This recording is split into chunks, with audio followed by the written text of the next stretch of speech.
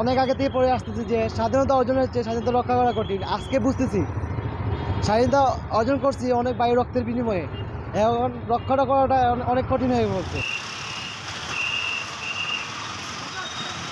বর্তমানে এই যে পুলিশের যে সংকট রয়েছে বাংলাদেশে, এই সংকটে আমি কাজ করতে পেরে অনেক গর্বিত। সবাইকে বলবো যে আপনারা যারা মোটরসাইকেল চালাইবেন হেলমেট ব্যবহার করবেন। ট্রাফিক পুলিশ যদি আসে তাহলে আমাদেরটা যদি ফলো করে তাহলে অবশ্যই আমি মনে করি যে তারা আমাদের মতোই করতে পারবে কাজগুলো।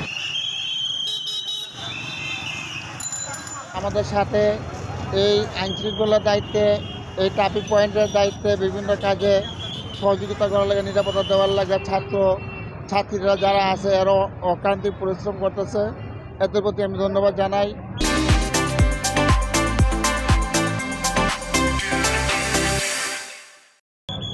আপনারা যারা মিডিয়া কাজ করতেছেন আপনাদের প্রতি ধন্যবাদ জানাই।